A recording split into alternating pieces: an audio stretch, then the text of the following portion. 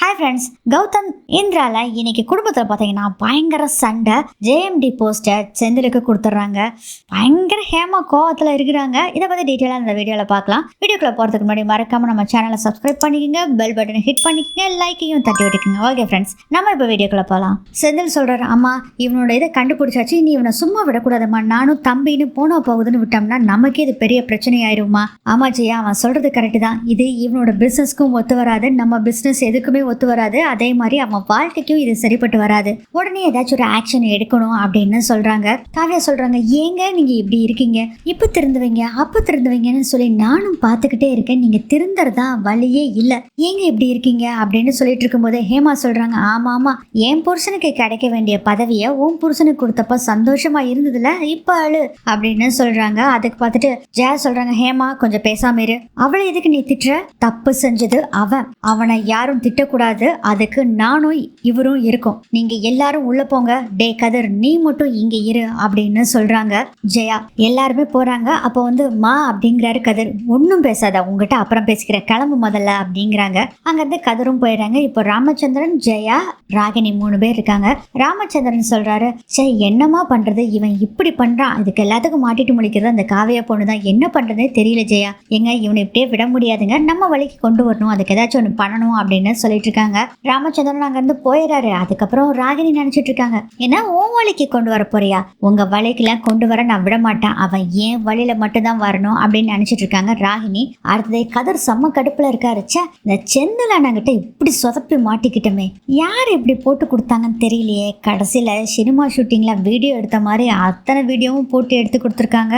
இதுக்கு எல்லாத்துக்கும் யாரு காரணமாப்பா, கண்டிப்பா இந்த இந்திராவா தான் இருக்கும், அவனாலதான் இது எல்லாமே நடக்குது, அவளை சும்மா விடக்கூடாது அப்படின்னு நினைச்சிட்டு இருக்கும் போதே கரெக்டா அங்க காவியா வர்றாங்க. காவியா அப்படின்னு சொல்லிட்டு வர்றாங்க. இது வேற எப்படி இந்த காவியாவை சமாளிக்கிறதுன்னு டென்ஷன்ல தான் காவியா அப்படின்னு அன்பா கூப்பிடுறாரு கதிர். நீங்க பேசாதீங்க, நீங்க இப்ப திருந்துவீங்க அப்புறம் திருந்துவீங்க, நானும் எத்தனை நாளா திருந்துவீங்கன்னு வெயிட் பண்ணிட்டே இருக்கிறது, உங்களுக்கே அசிங்கமா இல்லைங்களா, ஏன் இப்படி இருக்கிறீங்க, உங்க கூட வாழ்றதுக்கு எனக்கு அசிங்கமா இருக்கு அப்படின்னு சொல்லி ரொம்ப கோவப்பட்டு பேசுறாங்க. இவரை பத்தி திட்டவும் செய்யறாங்க. காவியா அதை கேட்டோனையும் அவருக்கு கோவம் வருது. ஏய், நான் இப்படி ஆனதுக்கு காரணமே நீங்க தாண்டி, நீயும் உன் தங்கச்சியும் தான். கல்யாணத்துக்கு முன்னாடி நான் எவ்வளவு சந்தோஷமா இருந்தா தெரியுமா, அப்படியே மாறினதுக்கு காரணம் நீங்க 2 பேரும் தாண்டி அப்படின்னு சொல்றாங்க. அதுக்கு காவியாவுக்கு பயங்கர கோபம் வந்துருது. நீங்க இப்படி ஆனதுக்கு காரணம் நானும் என் தங்கச்சியும் இல்ல, உங்க அழுக்கு புத்தியும் உங்க சித்தியும் தான். ஏய், சித்தி பத்தி பேசுனேன்னா எனக்கு பயங்கர கோபம் வந்துரும்டி, என்னடி பேசிட்டு இருக்கிற, சித்தி பத்தி நீ பேசுறேன்னு வச்சுக்கோ பயங்கர கோபம் வந்துடும். உன்னை கல்யாணம் பண்ணறதுக்கு முன்னாடி நான் உண்டு என் வேலை உண்டுன்னு சந்தோஷமா இருந்தேன்டி. ஆமா ஆமா, நீங்க சொல்றதெல்லாம் ஆட தெரியாதவனுக்கு மேடை கோணன்னு சொன்ன மாதிரி இருக்குது அப்படின்னு சொல்றாங்க. காவியா இதை கேட்டோடனே கோவம் வந்துருது. என்னடி நினைச்சிட்டு இருக்கிற, நீ என்னைய தொலைச்சிருவான் அப்படின்னு சொல்லிட்டு கோவமா அங்க இருந்து போயிடாரு கதிர். அடுத்தது சுபா, செந்தில் 2 பேர் பேசிட்டு இருக்காங்க.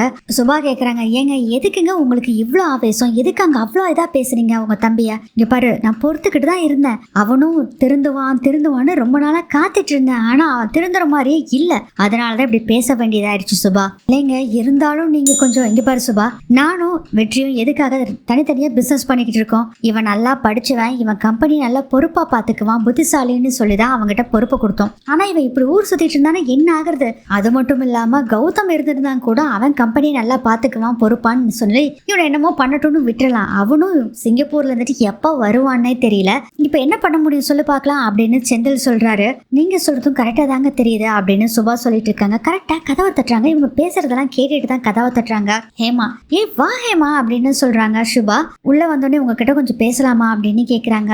ஹேமா, சொல்லு ஹேமா என்ன அப்படின்னு கேக்குறாரு செந்தில். இல்லைங்க, உங்களுக்கு அத்தை கொடுத்தாங்களே ஜேஎம்டி போஸ்ட், அதை என் வீட்டுக்காருக்கு விட்டு கொடுக்க முடியுமா அப்படின்னு கேக்குறாங்க.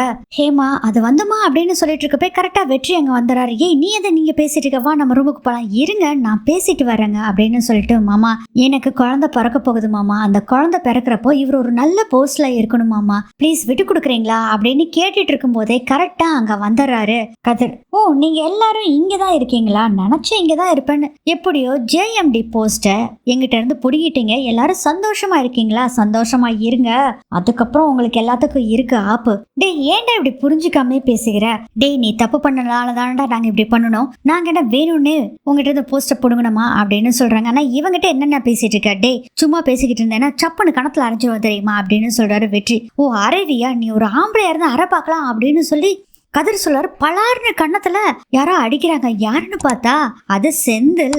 எல்லாருமே ஷாக்கா பார்த்துட்டு இருக்காங்க. சுபாக்கு பயங்கர கோவம் வந்துருது. என்னங்க தோளுக்கு மேல வளர்ந்த பிள்ளைய கை நீட்டி அடிக்கலாங்களா? ஏங்க இப்படி பண்ணீங்க தம்பி? மன்னிச்சிருங்க தம்பி, அவர் சார்பா நான் மன்னிப்பு கேட்கிறேன் அப்படின்னு சொல்றாங்க.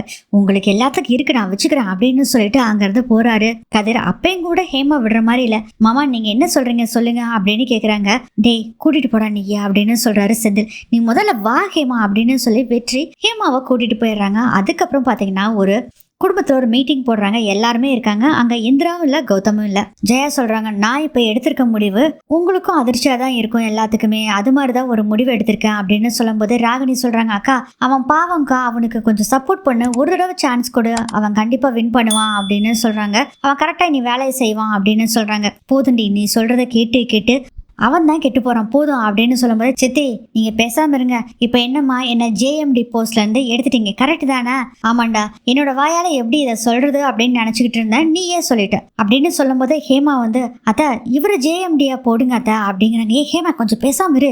ஏங்க சும்மா இருங்க, நீங்க இதை பத்தி நம்ம கேட்கலைன்னா நம்மளை பத்தி கண்டுக்கவே மாட்டாங்கங்க, நீங்க கொஞ்சம் பேசாம இருங்க அப்படின்னு சொல்றாங்க ஹேமா. அத்த இத்தனை நாளா நீங்க இந்திராவோட ஹஸ்பண்டுக்கும் காவியோட ஹஸ்பண்டுக்கும் கொடுத்தீங்க, இப்போ என் வீட்டுக்காருக்கு கொடுத்து பாருங்க. இல்ல இவருக்கு கொடுக்க இஷ்டம் இல்லாம ஒண்ணுமே படிக்காத உங்க மூத்த பையனுக்கு கொடுக்க போறீங்களா அத்த அந்த பதவிய? போதும் ஹேமா, என்ன நீ பேசிட்டு இருக்க? வாய்க்கு வந்ததெல்லாம் பேசிக்கிட்டு இருக்க. பாவம் வாயும் வயிறுமா இருக்கான்னு சொல்லிட்டு பேசக்கூடாதுன்னு நானும் பாத்துக்கிட்டே இருக்கேன், வரம்பு மீறி பேசிக்கிட்டே இருக்க, அமைதியா இரு அப்படின்னு சொல்லும் போதே வெற்றி சொல்றாரு, மா சாரிமா ஹேமா கொஞ்சம் சும்மா இரு ஹேமா. ஜெயா சொல்றாங்க, இந்த ஜேஎம்டி போஸ்ட் நான் செந்திலுக்கு தான் கொடுக்க போறேன் அப்படின்னு சொன்னோடனே பாத்தீங்கன்னா செம்ம கோவம் அடைகிறாங்க ஹேமா. அப்போ செந்தில் சொல்றாரு, பாவம்மா அவ கர்ப்பமா இருக்கா, எதுக்குமா அவளை ஹேமாவை திட்டிட்டு இருக்கீங்க? இந்த ஜேஎம்டி போஸ்ட் எனக்கு வேண்டாமா, இது கதிர்க்கே கொடுத்துருங்கம்மா அப்படின்னு சொல்றாரு செந்தில். டே செந்தில் அது உனக்கு தாண்டா, நீ தான் கரெக்டா சூட்டாவா அப்படின்னு சொல்றாங்க ஜெயா. அதுக்கு ராமச்சந்திரன் சொல்றாங்க, டே சொல்ல போனா நீ தாண்டா இந்த வீட்டோட மூத்த வாரிசுடா, நீ தாண்டா இந்த போஸ்டுக்கு கரெக்டா இருப்ப அப்படின்னு சொன்னோடனே ஹேமாக்கு பயங்கர கோவம் வருது. ரொம்ப நல்லா இருக்குது மாமா, அப்போ எப்பயுமே என் புருஷன் உங்களுக்கு கீழே தானா கிளிக்கிறதானா உங்களுக்கு அப்படின்னு சொல்லி திட்டிட்டு இருக்காங்க. இதோட இந்த எபிசோட் முடியுது.